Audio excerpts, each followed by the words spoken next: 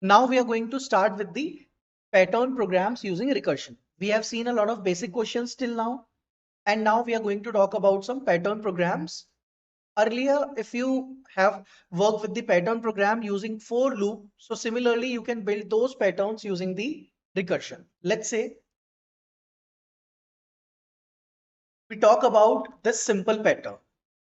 Now, if I have to print this pattern using a loop, so we know that single for loop cannot print this pattern. That's why we need nested loop because of the row and column concept.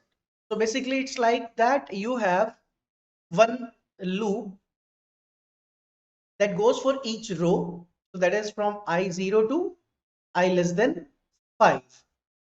Then inside this loop, you know that in each column, I need I plus 1. So it will be j equals to 0 to j equals to I plus 1. So we just have to print the star for this for loop. So we can simply write one thing, that you just need to print the star here.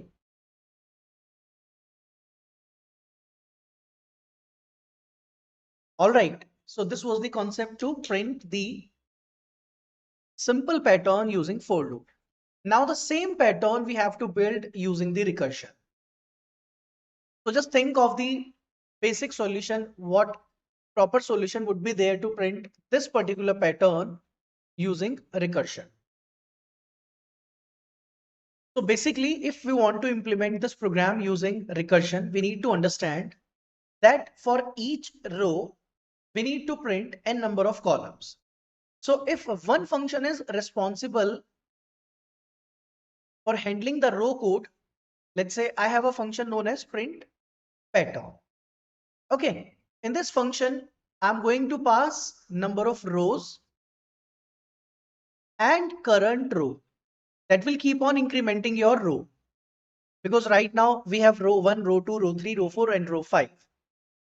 Okay, so I'll be having another function that is print star. Let's say in this function I'm simply going to pass only one argument, that is n, that is number of star you want to print. So this function will be recursively called. So first it will be executing for only once, then it will execute 2 times, then it will execute 3 times, then it will execute 4, 5, like this. So in this particular function, we are simply going to print star. And then you can call this function again by doing n minus 1. And once n reach the 0, that will be your base case. So you will return. So this is going to be the logic for print star function. Simple enough. So this is going to print the star. This particular function is only working for printing the star. Now if I talk about this main function, so it is actually going to call print star, but it is going to do two things. So it will call print star. For each row, you need to pass the current row here. What exactly the current row is? Current row is nothing, just it is like that when you use a for loop. What was that? When you use a for loop 0 to 5, what is the jth loop? That is j less than I plus 1. So you can consider this as a current row. Okay, so you can consider current row as a jth variable, which will be executing till the number I'm going to pass in here. And then we are going to call print pattern. So recursion will be happening 2 times. So you can decrement a row. So you can write rows minus 1 and current row will be plus 1. Okay, I hope now you are able to understand. So how this is exactly going to work. See, initially I'm going to call this print pattern function. I'm going to call this print pattern function and I'm going to pass, let's say 5 comma 1 initially. 5 means these are the number of rows I want. 5 rows I want. And 1 is the current row. Okay, one is the current row. Right now, in the very first row, I want only one star. So if I call print star, current row value is 1. So this function will be executed only once. So you'll get 1 star. Now, row minus 1, so it becomes 4. Current plus 1, so it becomes 2. So this function will be executed 2 times. So it is going to print 2 stars. So first it printed the 1 star, now it is going to print 2 stars. We can write here.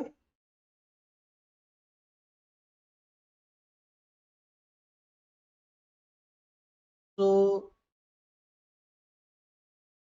okay, now after this, if we'll continue, so row will become 5, then 4, then 3. Current plus 1, it will become 3. So current row will get 3. So this print star will be executed 3 times. It means this time it will print 3 stars. So this is what exactly is going to happen now. It is going to keep on printing this star like this. I hope that is clear that this is how we are going to build a pattern program using recursion. So let's write the code.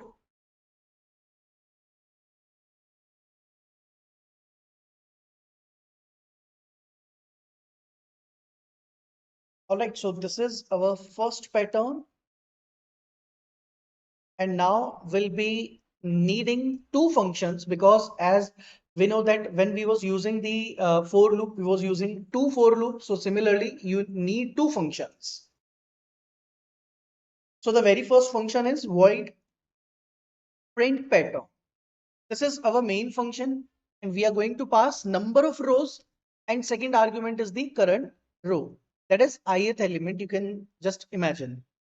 Now we need another function static void print star. And in this, I'm going to pass only one argument, that is number of star that you want to print in a particular row. It is simply going to print the star and it should not be ln because we already know that it should print the same star in same row. And then print star you will call again and do number of star minus 1. So it will keep on executing till number of star double equals to 0 and then it will return. Okay, simple. So this particular print star function is going to be executed number of star times. So it means first it will execute 1, then it will execute 2 times, then it will execute 3 times. So recursion will happen accordingly. And now in print pattern function, you are going to call print star function by doing current, by just passing current row. And whenever I am going to print pattern, so row will be decremented and current row will be incremented. So our base case will be that if rows becomes 0, then I'm going to return. That's it. And you need one print statement to just get into the new line. So it is helping you to the move to the new line. All right. This is going to print the row. Okay. And this is going to be our base case. This is your processing logic. And this is going to be your small problem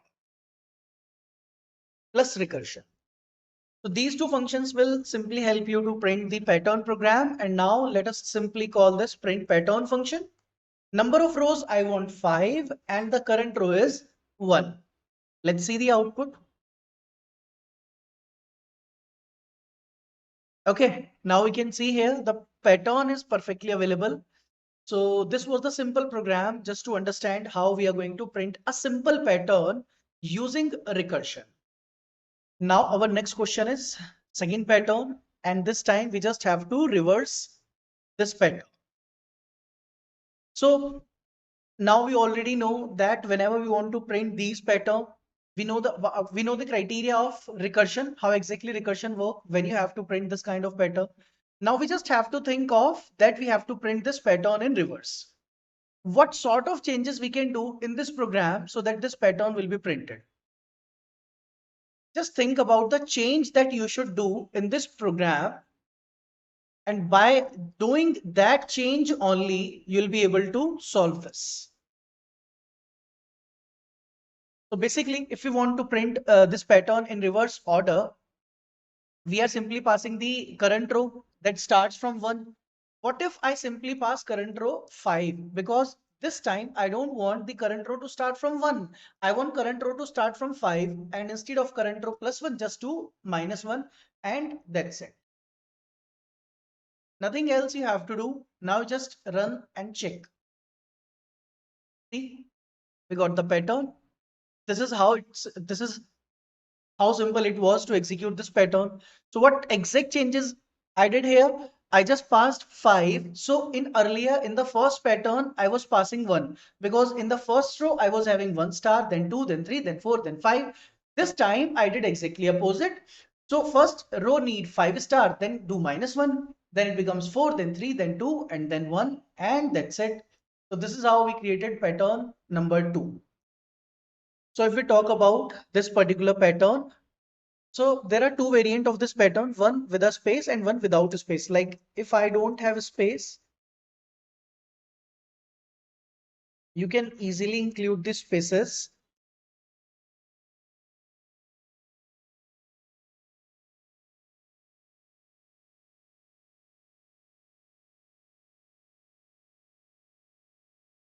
But this will be something like this. But I think first, let's talk about with the space. Okay. Now, basically it is combination of two patterns. The first one and the second one. Simple. It is combination of two patterns. The first pattern and the second pattern. In first pattern, we was having the star pattern. We just need to include one space. Okay, let's implement the first pattern again. Just copy this whole code and paste for our pattern number 3. Simple. Now we just need to include one space over here, and now the first part of our pattern is ready, that we have introduced space. Now the second thing is we need to insert pattern number 2. We need to insert pattern number 2 here. Okay, we just need to insert this pattern number 2 here. So it will go in the reverse order. So these are the spaces that we actually have to include. So it is like 1, 2, 3, 4, 5, 6, 7, or any number of spaces. And in each row, we have to decrement them. Then this.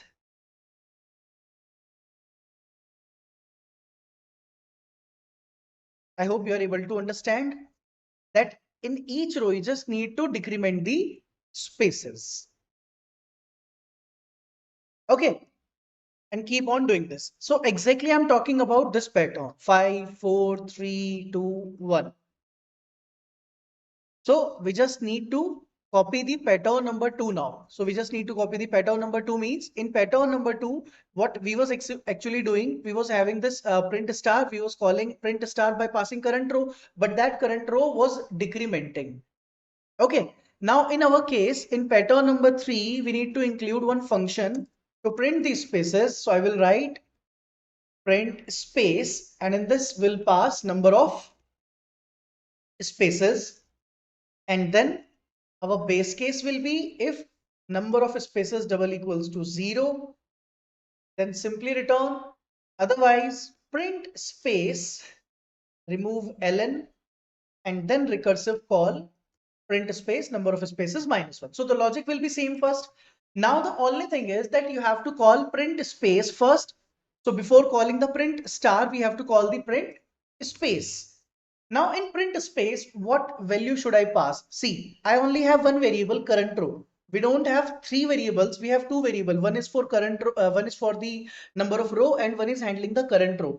So what I can do simply is I can write here rows minus 1 for the spaces, and remaining part will be as it is. Okay, that's it. Nothing more than that you have to do. Just try to execute. And this is the pattern we was actually needed. So how come we got this pattern? I simply called print space with row minus 1. What was the value of row? 5. So this particular variable is acting like my decrement variable for space that we was having in pattern number 2 for current row. So current row was 5, then became 4, then 3, then 2. The same thing is happening with the row variable. So first it is 5, then 4, then 3, then 2, and then 1. So spaces are printed in this order: 5, 4, 3, 2, 1. And rest of the program is same as the pattern number 1.